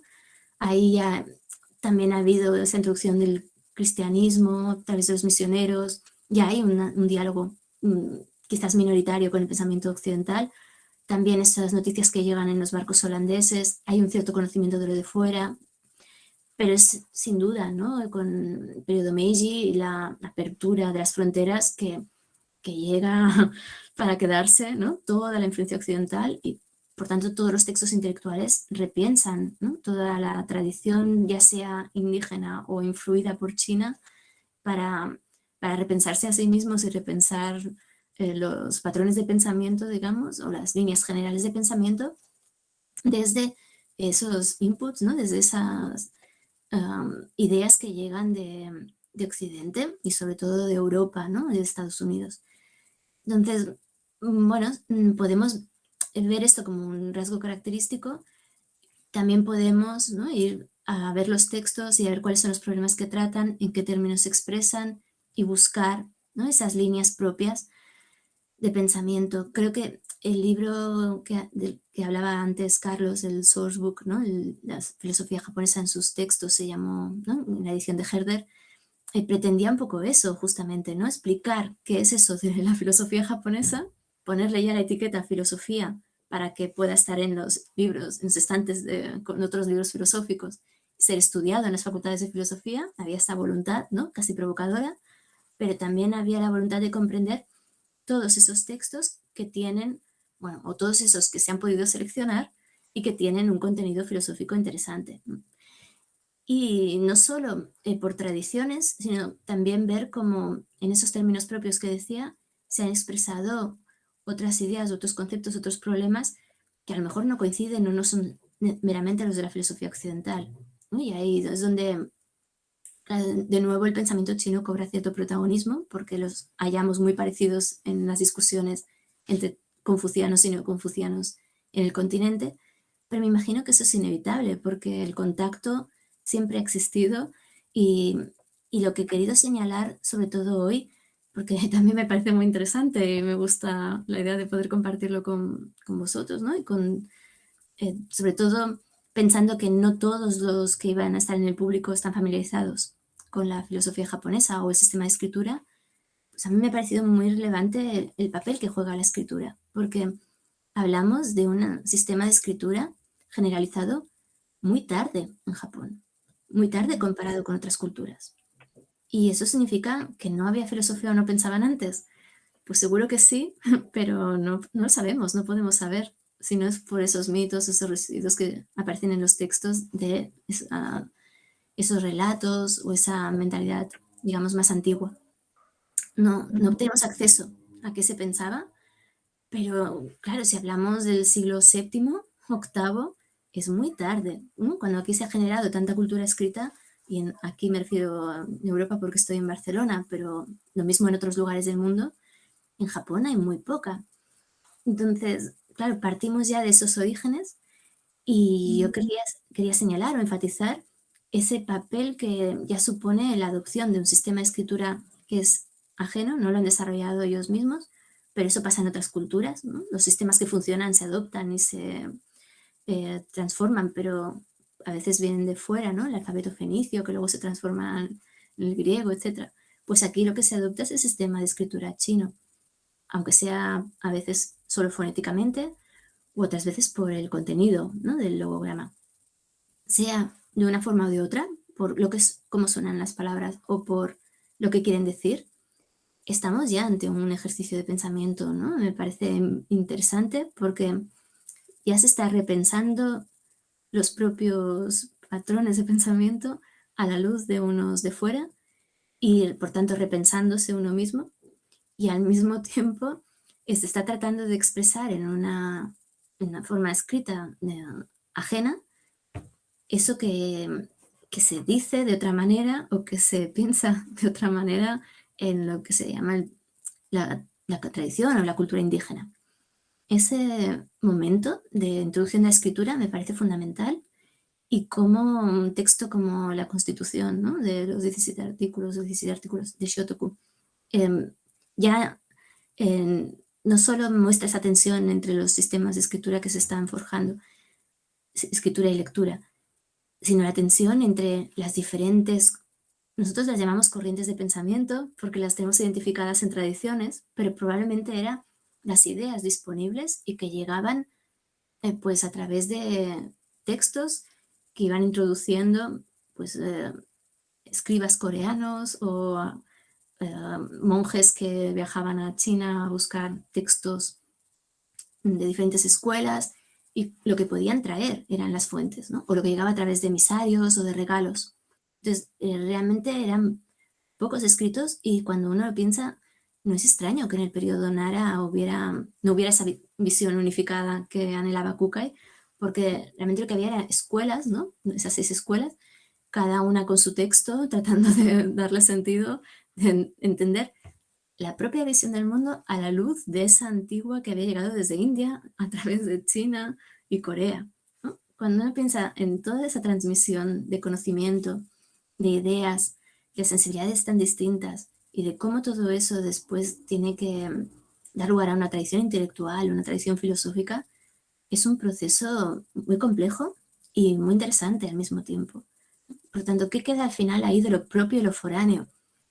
No lo sé, yo pondría más el acento en el intercambio, en la relación, en la fecundidad del diálogo, del encuentro, y por eso también me parecía llamativo ese abandono del diálogo de pinceles o la conversación de pinceles, ¿no? Ese abandono de la tradición sinográfica, ¿no? Que predominaba en el este asiático. Salvando las distancias, como cuando se abandona el latín como lengua de cultura y todos ya se empiezan a expresar en sus lenguas vernáculas. De alguna forma se pierde ese vínculo de unión y esto lo vemos en los pensadores Meiji, que todavía se han formado en esa cultura y entienden el chino y leen los clásicos chinos o la poesía china, y las nuevas generaciones que ya no, que solo saben inglés y alemán.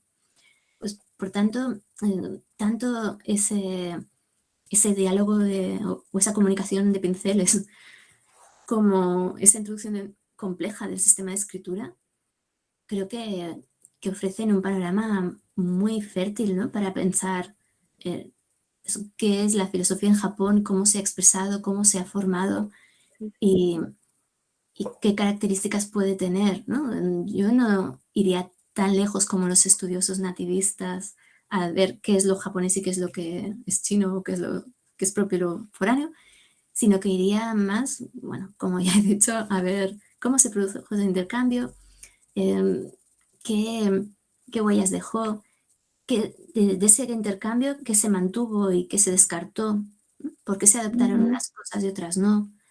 Ese proceso de selección quizás también es lo interesante de Japón y ese proceso se lleva a cabo siempre, de la misma forma que creo nosotros pues prestamos mucha atención a la escuela de Kioto en detrimento de otros pensadores o filósofos, por varias razones. No siempre es porque sea más o menos interesante, sino porque no han llegado hasta nosotros, o porque faltan traducciones, o porque no lo conocemos simplemente, o a veces son modas, ¿no? Entonces seguramente esto que nos puede pasar ahora, a lo mejor también pasaba entonces, ¿no? ¿Qué es la filosofía japonesa? Pues supongo que un poco todo eso, ¿no? Todo ese diálogo y conversación mantenido por parte de, digamos, pensadores o intelectuales, siempre en relación con textos normalmente y con ideas, a veces vivas, ¿no? De personas a las que con las que se encuentran, maestros que interpretan los textos, y tanto oralidad y escritura, ¿no? Ese intercambio donde pues, se acaba cristalizando de algún modo en una tradición que tampoco es única, sino plural, donde hay pues muchas posibilidades y muchas vías, ¿no? Como muchos caminos por recorrer. Diría que es imposible abarcarlos todos, pero por lo menos sí ir andando, ¿no? Y ir encontrando algunos de ellos y ver qué es lo significativo para nosotros, ¿no? No me enrollo. Bueno, ¿cómo? Que no me enrollo más, si no seguiría aquí hablando. Era una pregunta que la respuesta sería larga, yo lo sabía, pero muchas gracias por aceptar la invitación de estar aquí con nosotros. Como ha dicho Carlos, es un placer compartir el sábado a la noche contigo y bueno, a ver si hay más preguntas. Muchas Muchas gracias. gracias, Adele. Pues bueno, justamente en conexión con ese punto, como que precisamente también pensando en qué es la filosofía japonesa o qué es la filosofía occidental y en el tono del asunto de la ancestralidad, creo que, bueno, esto puede tener una consecuencia curiosa. Se me ocurre al vuelo esto, pero no sé si, en fin. La cuestión es en el intento de, por ejemplo, si pensamos qué es la filosofía japonesa y no queremos caer en un esencialismo uniformizador, como que todo es real, y donde hay igual mucha diversidad. eh, el otro extremo que querríamos evitar es precisamente el de decir no se puede definir nada, como digámoslo así, parece ser una tendencia en muchos terrenos hoy en día. Pero lo interesante, al menos en términos de esto, es si nos acercamos a una tradición filosófica como esta, nos preguntamos qué es la filosofía japonesa, probablemente la forma más adecuada de una respuesta sea la de un relato. Y ahí es donde decimos, ah, vuelve lo ancestral entonces. Porque, bueno, al menos en el caso de varios pueblos de Sudamérica, de varios pueblos indígenas de Sudamérica, precisamente es la forma habitual de discutir y de pensar en términos del relato. Es decir, sí, si queremos, por ejemplo, responder a la pregunta ¿qué es la filosofía japonesa? Sin caer en una definición estricta o algo así, quizá la manera más adecuada sea precisamente aproximarnos de esa manera, ¿no? ¿Cuál es ese relato? ¿Cuál es ese tipo de conversación que ha sido la filosofía japonesa desde Kukai, al menos, ¿no? Y quizá un poco lo que uno hace con ciertas series, es decir, con una serie yo no puedo decir de una serie, bueno, tal serie me gusta, ¿qué es? ¿De qué se trata? Uno no pregunta qué es la serie tal, uno pregunta de qué se trata, cuál es cuál es el hilo, ¿no? Sí, es curioso porque cuando me he referido a Kuka y a Kasulis, ¿no? Este filósofo americano que interpretando a Kukai habla del filosofar en lo arcaico, empieza diciendo, bueno, no sé si empieza, no recuerdo exactamente, pero más o menos viene a decir, ¿puedo contar una historia o puedo ofrecer un argumento? Ah, sí. Claro, Sí. lo propio de la filosofía es argumentar y lo propio es lo que he llamado mito poético, bueno, no yo, pero tomándolo, ¿no? De otros autores, pues sería contar el relato, ¿no? Y ambos son discursos válidos. Es cierto que desde la parte argumentativa, pues podemos usar, ¿no? Los instrumentos filológicos, históricos, ¿no? Ir ahí, buscar materiales, documentos, leer los textos, estudiar todos esos intercambios, cómo se produjeron, establecer unos criterios, qué tipo de texto podemos considerar filosófico porque es más o menos sistemático, lleva a cabo una argumentación, no recurre a creencias, sino que busca apoyar o demostrar sus afirmaciones. Podemos, ¿no? Hacer todo este ejercicio y, y servirnos, ¿no? de las herramientas que tenemos disponibles. Y al final lo que acabaremos elaborando seguramente es un relato, como dices, y nuestro propio relato, que luego vendrá otro a matizar, a precisar, incluso a refutar y a establecer otro, ¿no? Muchas veces vemos que esto ha pasado y uno pues se monta eso, toda una película respecto a cómo se produjo algo y después otras evidencias demuestran que no fue así y hay que reescribir, hay que repensar, ¿no? Quizás lo que hacemos siempre es explicar relatos, pero me gustaría pensar eso para no incurrir en un relativismo en que cualquier relato vale y todo vale y pues verdad, y eso también es otro peligro, pues hay que agarrarse a algo, ¿no? Y ese es el lado académico, ¿no? Que te impide, pues, sencillamente quedarte con el relato y va más allá, ¿no? A buscar, a ver, qué definición operativa o funcional nos puede servir para introducir el tema. Sabemos que es provisional, ¿no? Sabemos que no es perfecta, pero nos tiene que servir para ordenar esa parcela del mundo y poder dar sentido y explicarnos, sabiendo eso que es imperfecto y que vendrá otro a corregirlo, a mejorarlo. Y cada vez estoy más convencida que al final uno entiende siempre en sus propios términos también, ¿no? Y entiende lo que entiende, pues a raíz de eso de los encuentros, las lecturas, las experiencias vividas Y a partir de todo eso construyen sus propios relatos, pero es muy distinto lo que uno siente o explica en un contexto o en otro, ¿no? Y ahí a mí me sirve mucho la lógica de Lugánish y de Ana para ver que, bueno, todo eso acaba teniendo un lugar, ¿no? Cada uno ocupa su espacio, no es que uno tenga que suprimir o suplantar al otro, sino que, bueno, lo que en un contexto es más válido, en otro no lo es. Y cuando hablo, pues, en una clase a estudiantes universitarios o en una conferencia o escribo un artículo académico, claro, el registro ya es distinto, ahí las notas a pie de página, la bibliografía citada, las evidencias que mencionaba. Pero después, si me preguntas en un contexto más informal, ¿qué es para ti la filosofía japonesa? ¿O qué sería la filosofía japonesa? A lo mejor respondería otra cosa, ¿no? Entonces, ahí creo que siempre siendo la misma persona o una identidad también en construcción, dependiendo del contexto, ¿no? Como ser situado, pues la respuesta puede variar, lo que no quiere decir que no haya una verdad, ¿no? O una realidad, pero sí múltiples maneras de contarla, ¿no? O perspectivas desde la cual aproximarse a ella. Y no sé si esta también es una respuesta demasiado larga a una pregunta que Eso, tendría una gran conversación, pero en fin.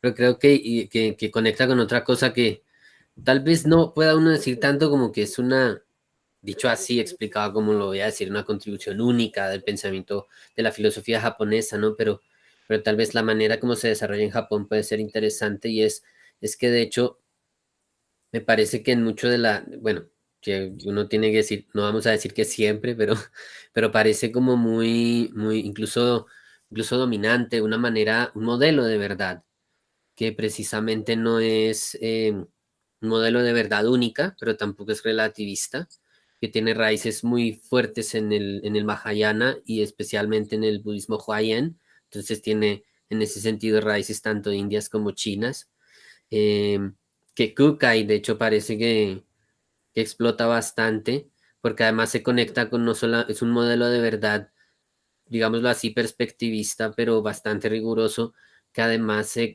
emparta con un modelo de argumentación que otra vez Kukai representa muy bien y parece ser muy típico en la historia de Japón. Me parece que contemporáneamente Nishitani, por ejemplo, es muy vivamente representativo de eso y es la argumentación por relegación.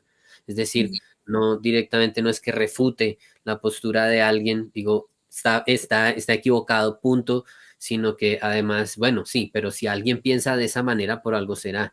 Entonces, partamos de lo que la otra persona dice y a partir de ahí trato de ver el punto de vista del oponente desde o del par en el debate desde un punto de vista más amplio. Y, y lo interesante con Japón es que de hecho eso me parece, ¿no? Que eso se desarrolla históricamente en un contexto que siendo el contexto indígena japonés muy conectado precisamente y materialmente conectado con el entorno en varios niveles, eh, me pareciese a mí que, que de hecho eso hace que la filosofía japonesa pueda ser, e incluso no necesariamente solo la contemporánea, un punto de partida interesante de debate para poder precisamente eh, entablar el diálogo filosófico con pueblos de América del Sur, que precisamente parece que hay como puentes que se pueden trazar precisamente por las maneras de ver el mundo y por las epistemologías, por ejemplo, de los pueblos del Amazonas, que son justamente muy relacionales, pero muy enraizadas también al territorio, al terreno, y eso pasa también con los pueblos de los Andes, ¿no? Y digo, bueno, no se me ocurre a mí, de hecho, es más bien estoy como haciéndome eco del interés de varios académicos hoy en filosofía japonesa de varias partes del mundo que están interesados en eso concretamente el diálogo entre filosofía japonesa y filosofías indígenas. Entonces, que lo hayas mencionado, de hecho, al principio me parece eh, precisamente muy al punto, como que es probablemente una gran oportunidad, precisamente delante también no solamente de eso, pero especialmente delante de los desafíos ambientales de hoy. Los pueblos del Amazonas, por ejemplo, tienen mucho que decir acerca de la sostenibilidad, pero hay muchas dificultades para no, bueno, a veces no solo intelectuales, para que puedan tener una voz y hablar, pero a lo mejor precisamente esa vía de, digamos, ese puente entre filosofía japonesa y América del Sur pueda vehicular precisamente como esos saberes. Sí, totalmente de acuerdo y además has dicho muchas cosas interesantes, ¿no? Ese llamado argumento por relegación a lo mejor también está de alguna forma detrás de lo que he tratado de explicar con la lógica del lugar, ¿no? Donde cada cosa ocupa su lugar. Una no tiene por qué excluir a la otra, solo que redimensionarse, ¿no? Que es de verdaderamente una actitud muy, podríamos pensar, ¿no? Habría que validarlo, muy apta para el diálogo, porque justamente contempla, abarca, ¿no? Comprende diferentes puntos de vista y más que mostrar la superioridad de uno sobre el otro, busca puntos de encuentro, entendimiento, ¿no? Y una visión siempre más omnicomprensiva. Creo que habría que practicar más eso. Y por tanto, totalmente de acuerdo. No sé si es ese, bueno, propio Casulis, ¿no? Ya lo establece como uno de los patrones, digamos, ¿no? De pensamiento de la filosofía japonesa que la caracterizaría, que no es exclusivo de la filosofía japonesa y que tampoco se dan todos los filósofos japoneses, pero que sirve, ¿no? Para que nos entendamos en esa búsqueda que tenemos de definiciones. Y, y también que cuando hablabas de Kukai estaba pensando, sí, ese es un rasgo que además en la argumentación tiene mucho peso, pero también esa dimensión que incorpora Kukai y que vemos en otros pensadores japoneses del cuerpo, ¿no? De la presencia de la práctica junto a la teoría, digamos, que eso también me parece un rasgo muy peculiar, ¿no?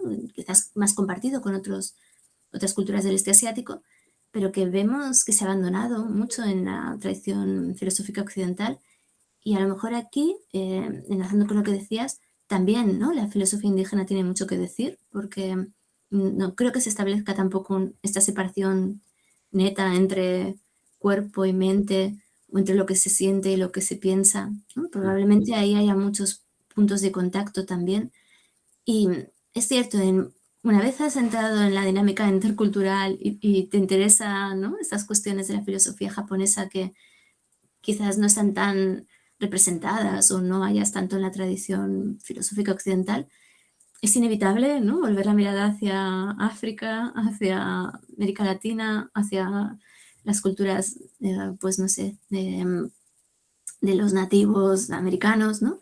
Ir viendo otras culturas, ¿no? El pensamiento también aborígeno, maorí, que recientemente se ha escrito un libro, que me gustaría leer también por eso. O sea, creo que hay este interés compartido en no solo centrarse en lo japonés, ¿no? También para, desde eso que ella pues, ha estudiado, leído más, pero ver, ¿no?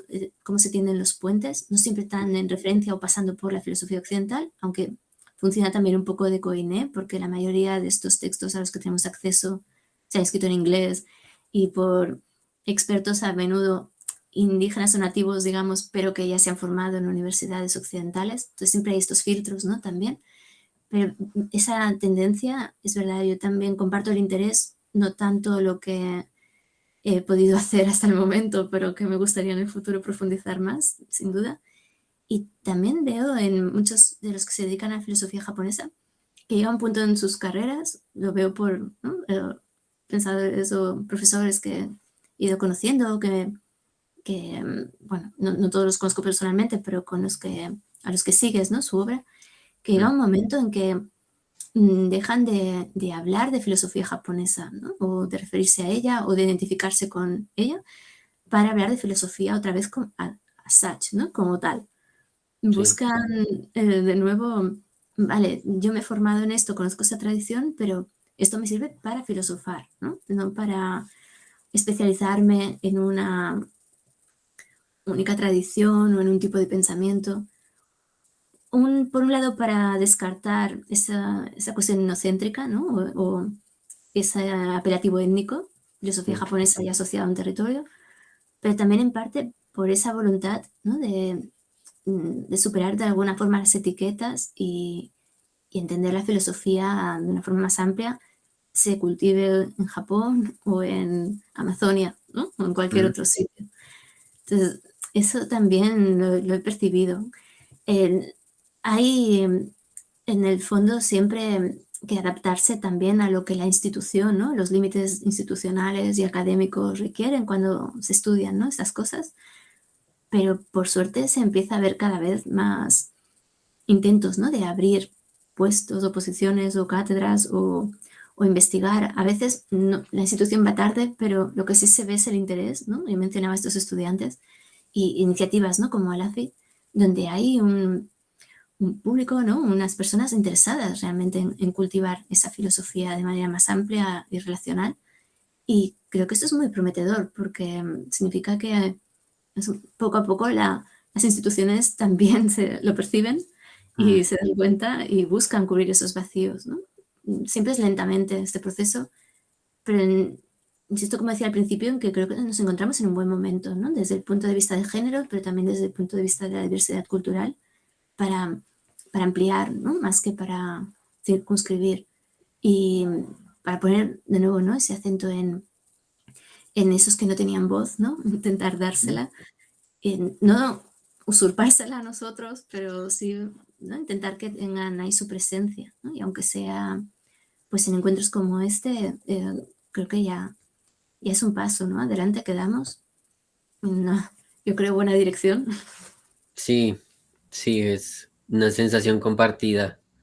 Y pues no, porque como hacía Amanda también, pues bueno, yo podría seguir también como tratando de sacar, porque la conversación es muy buena, pero bueno, pues son las 11 en este momento en 11 de la noche en Barcelona, te dejamos descansar y ustedes que nos oyen, pues los invitamos en todo caso también al siguiente evento del Congreso, que es una mesa sobre, bueno, el título de la mesa es Reescribiendo la historia del pensamiento, primera parte. Empieza en 1 hora, que es a las 4 de la tarde en Bogotá, 6 de la tarde en Sao Paulo, Brasilia. 7. 7. Momento, estoy mal de mis días. Son las 4 de la tarde en Bogotá, 6 de la tarde en Sao Paulo, Buenos Aires, dentro de 1 hora a las 7 de la noche en Brasilia, Buenos Aires, 5 de la tarde en Bogotá. Nos vemos aquí de nuevo. No olviden, por favor, apuntarse en la lista de presencia, la lista de asistencia para fines de certificación. Raquel, muchísimas gracias y bueno, espero que nos podamos ver ahora sí el año que viene. A ver si es presencialmente por fin, cara a cara, en cuerpo y cocoro en mente. Sí. Adiós. Bueno, muchas gracias. Muchas gracias. Saludos allí y que estén bien. Hasta Cuidaos luego. mucho. Adiós. Igualmente.